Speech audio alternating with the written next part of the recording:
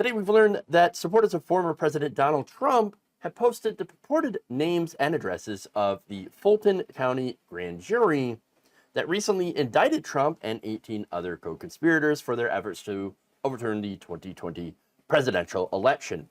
NBC News has learned that the personal information was posted on a fringe right-wing website that often features violent rhetoric, but has chosen not to name the website to avoid further spreading that information because, again, it could put people in danger. Now, the grand juror's purported addresses were spotted by a group called Advanced Democracy, headed by Daniel Jones, a former FBI investigator and staffer for the U.S. Senate Intelligence Committee.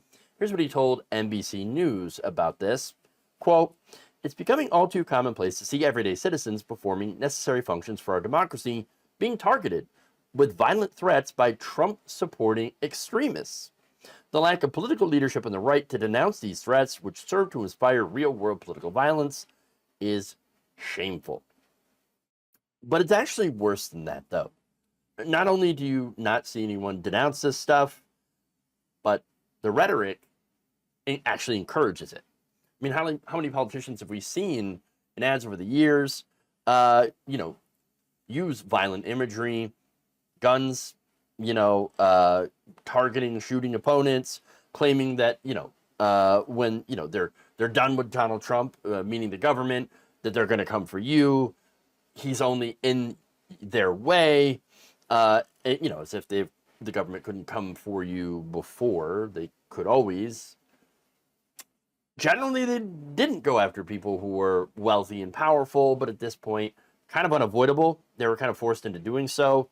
And so, look, okay, so you have violent rhetoric, you have fear, you have right-wing podcasters, people like Tim Pool, for example, saying, oh, civil war, it's coming, it's coming. I don't try to claim that he's a liberal, come on. So the result of this, you have millions of Americans that say that violence not only might happen, but it should happen. A recent report titled The Dangers of Democracy, released by the Chicago Project and Security Threats, found that 7% of Americans from April 6th to June 26th of this year agreed that the use of force is justified to restore Donald Trump to the presidency. So understand, these are not people that believe in democracy anymore. In fact, they're anti-democracy, saying we should do violence to reinstall a president. That's dictator stuff. That's not democracy. And by the way, 7% doesn't sound like much, but it's actually the equivalent of 18 million American adults. The equivalent. So now look, do I believe that the majority of the 18 million would do this? No, they wouldn't actually do violent threats, or at least wouldn't do actual violence, even though they would make these threats. A lot of them are, you gotta understand, they're kind of like armchair keyboard warriors, right?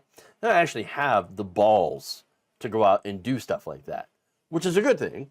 But nonetheless, there is a small minority of those people that would become violent. Not millions, again, not even thousands, but hundreds, perhaps.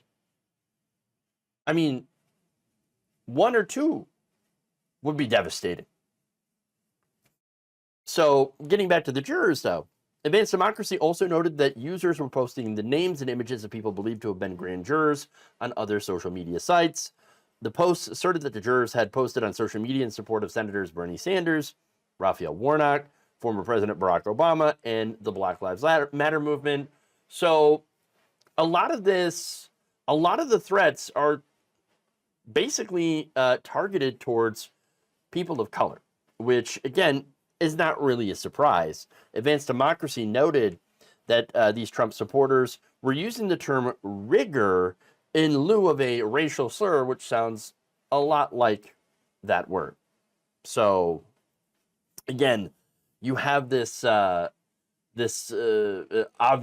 racism towards the jurors in Atlanta, in Fulton County. And so, look, there's been threats already. And for example, on Wednesday, federal investigators arrested a Texas woman, Abigail Jo Schrei, for leaving threatening voicemail messages to U.S. District Judge Tanya Chutkan and Representative Sheila Jackson Lee, both are black women, by the way.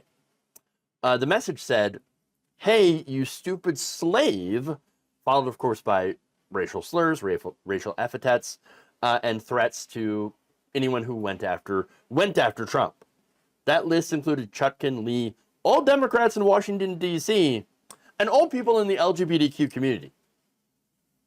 Wait, what? Even the log cabin Republicans? What did they do to you guys? But apparently they're like, no. Especially the log cabin Republicans. You know why? Because we just hate gay people. This is how much hate these people are filled with. Honestly. In fact, here's some of the message. "Your inner sights, we want to kill you," Schrei allegedly said at one point, later adding, "If Trump doesn't get elected in 2024, we are coming to kill you, so tread lightly," and then punctuated it with an expletive. So, I mean, yeah, violent threats. Now, there's another post by someone else, getting back to that Fringe website that had posted the jurors' names, purported names and addresses. Here's what a comment next to that read. "These jurors have signed their death warrant by falsely indicting President Trump." So, look, very, very clear and dangerous threats. Racist ones as well. Law enforcement, of course, is looking into it, but I think the real issue here, again, is that this is an effort to intimidate the jury. And to, try to prevent justice from being done. And the fact that you have high-profile Republicans that have not come out to denounce this kind of tells me that they think that this kind of behavior, this kind of action, is totally okay. No, go ahead and threaten them, as long as we have our guy that gets away with it. It's incredibly dangerous. It's incredibly disheartening. And I hope everyone is able to stay safe. And I hope that, no one acts on these violent threats.